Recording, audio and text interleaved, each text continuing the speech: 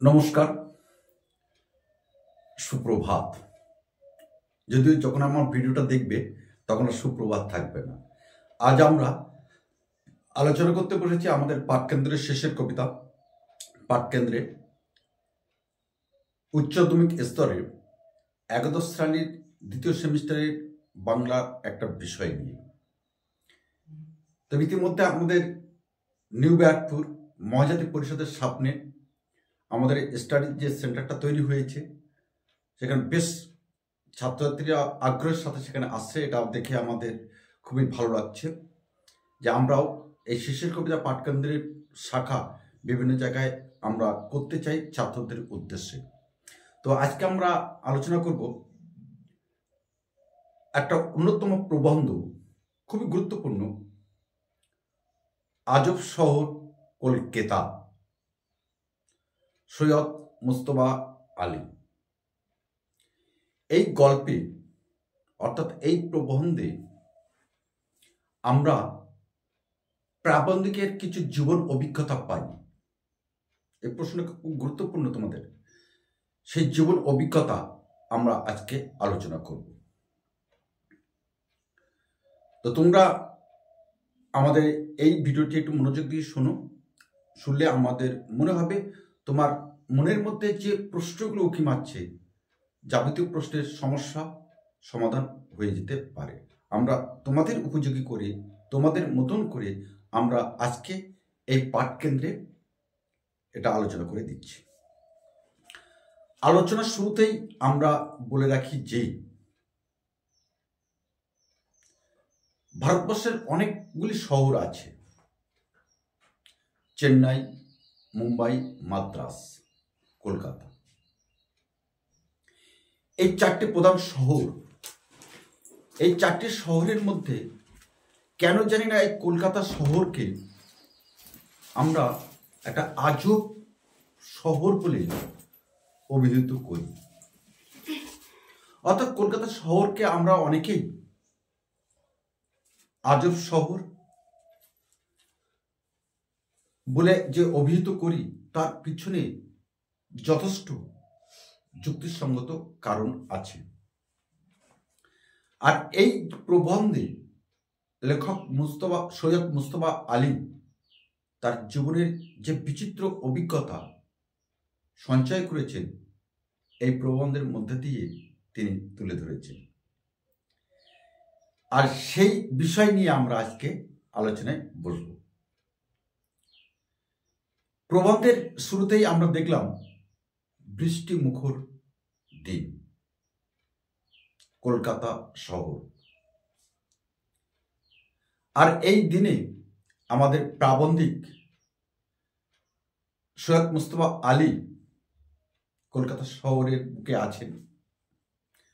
কিন্তু দুর্ভাগ্যের বিষয়, এই দিনে প্রাবন্ধিকের হাতে বা প্রাবন্ধিকের কাছে কোনো ছাতা ছিল না। বাধ্য হয়ে তিনি একটি দোকানে আশ্রয় নিলেন। আবার যে তিনি ট্রামে বা বাসে চড়ে বাড়িতে যাবেন, পকেটও তেমন কোনো পয়সা ছিল না।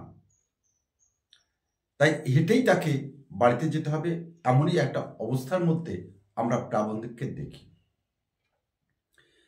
ঠিক এরূপ বৃষ্টিমুখর দিনে প্রাবন্ধিক সৈয়দ মুস্তফা আলী একটি বইয়ের দোকানে ঢুকলেন। সেই বইয়ের দোকানের উপরে সাইনবোর্ডে লেখা আছে ফ্রেন্স বুক শপ, অর্থাৎ একটা ফরাসি বইয়ের দোকান। লেখক অর্থাৎ প্রাবন্ধিক এই বইয়ের দোকানটি অর্থাৎ ফরাসি বইয়ের দোকানটি দেখে একটু অবাক হলেন। অবাক হলেন এই কারণে যে কলকাতার বুকে ফরাসি বই বিক্রি হতে পারে, আর সেই বিক্রি করে পয়সা রোজগার হতে পারে, জীবন জীবিকা নির্বাহ হতে পারে। এই বিষয়টি ভেবে তিনি হতবাক হয়ে গেলেন। তবে তিনি দেখলেন এই দোকানে অসংখ্য ফরাসি ভাষায় বই নানান রূপে নানানভাবে সাজানো আছে। এখানে আমরা একটা জিনিস স্পষ্টত আমরা লক্ষ্য করি, প্রাবন্ধিকের একটা ধারণা ছিল যে আজকাল ভালো বই বা উপন্যাস খুব বেশি বিক্রি হতে দেখা যায় না। এর যথেষ্ট যুক্তিসঙ্গত কারণ আছে। আমরা এর আগে একটা প্রবন্ধ পড়েছিলাম বই কেনা, সেখানে কিন্তু ঠিক এরকম আভাস সেখানেও আমরা পেয়েছি। তো আমরা এই আজব শহর কলকাতা প্রবন্ধে ঠিক তার আভাসও আমরা পেলাম। আর ভালো গল্প উপন্যাস যেহেতু বিক্রি হয় না, তাই অনেক ক্ষেত্রে প্রকাশকরা একটু ভিন্নধর্মী গল্প উপন্যাস, বলা যেতে পারে পাঠকের চাহিদা অনুযায়ী গল্প উপন্যাস প্রকাশ করতে তারা বাধ্য থাকেন। কারণ প্রকাশকদের জীবন জীবিকার একমাত্র পথ এই বই বিক্রি। সেই কারণে প্রকাশকরা এই পথ ধরতে বাধ্য হন। তবে সে যাই হোক, আমাদের প্রাবন্ধিক সেই ফরাসি বইয়ের দোকান ফ্রেন্স বুক শপে গিয়ে দেখলেন যে এক মেম সাহেব সেখানে বসে আছেন। তিনি ফরাসি দেশের অর্থাৎ ফ্রান্সের যে সাহিত্য সম্ভার,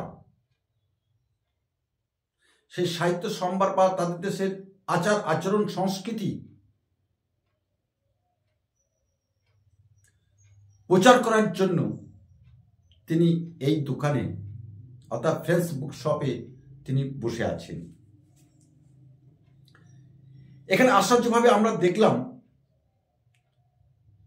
প্রাবন্ধিক সৈয়দ মুস্তফা আলী এই মেম সাহেবের সামনে বেশ কিছু ফরাসি ভাষায় তিনি কথা বললেন। অতঃপর আশ্চর্যজনক একটা ঘটনা ঘটল। সেই ঘটনাটা কি? মেম সাহেব প্রাবন্ধিকের এই কথা শুনে অর্থাৎ ফরাসি ভাষার কথা শুনে তিনি আনন্দিত হলেন, আপ্লুত হলেন।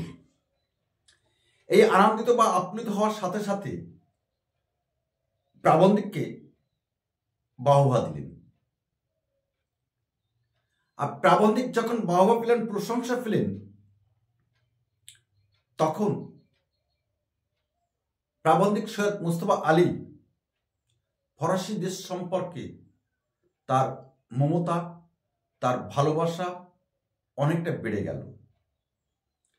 কারণ এখানে একটা জিনিস আমরা দেখলাম, যেহেতু আমাদের প্রাবন্ধিক সৈয়দ মুস্তফা আলী সেই ফরাসি বইয়ের দোকানে গিয়ে ফরাসি ভাষায় যেই কথা বলেছেন, আর সেই কথা শুনে যে মেম সাহেব যিনি ছিলেন, তিনি কিন্তু তাকে দেখে তার কথা শুনে তার আপন মনে হয়েছে। তা তিনি ভেবেছেন যে ফরাসি দেশের পথে ফ্রান্সের দেশ সম্পর্কে তার একটা ধারণা আছে। এই কারণে তিনি তাকে বাহবা দিলেন, প্রশংসা করলেন। যা শুনে, যা দেখে আমাদের প্রাবন্ধিকের মনটা কিন্তু আনন্দে উৎফুল্ল হয়ে গেল।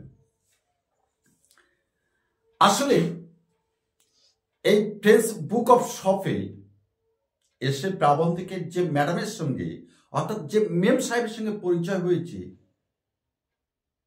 এই দোকানটি আসলে মেম সাহেবের নয়। এই দোকানটি হলো তার এক বান্ধবী।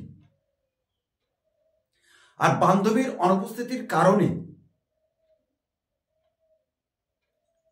এই মেম সাহেব এই দোকানটি খুলে সাজিয়ে বসে আছেন সে দেশের সংস্কৃতি, ভাষা প্রচার করার জন্য।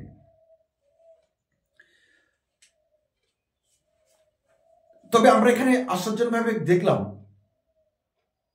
এই দোকানে অসংখ্য ফরাসি ভাষার বই সম্ভার এখানে রয়েছে।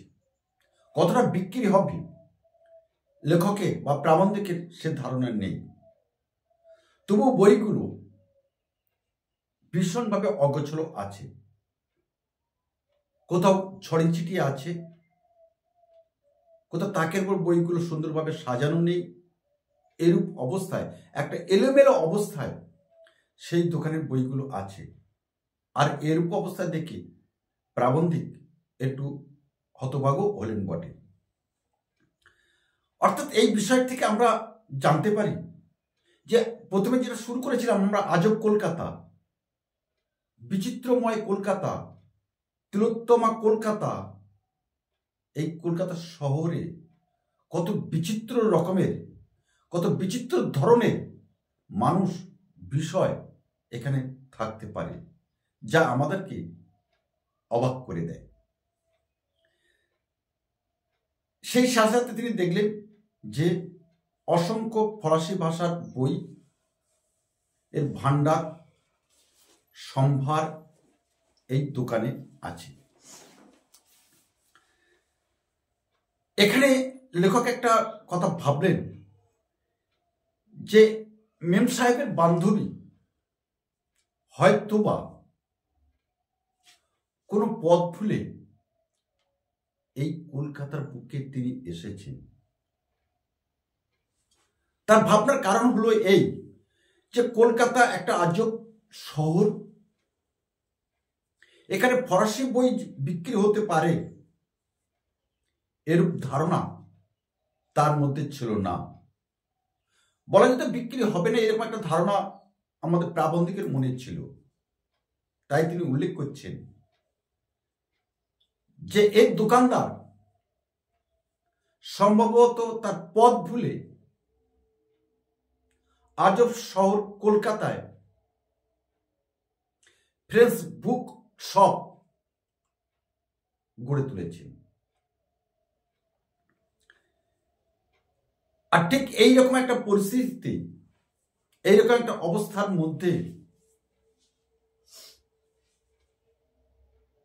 প্রাবন্ধিক সৈয়দ মুস্তফা আলী দেখতে পেলেন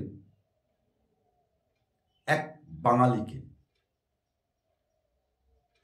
যে বাঙালি এই ফরাসি বইয়ের সম্ভারের দোকানে এসে মেম সাহেবকে জিজ্ঞাসা করলেন যে ভালো মানের কোনো ফরাসি আর্ট বই আছে কিনা। এই কথাটি শুনে, বাঙালির এই কথাটি শুনে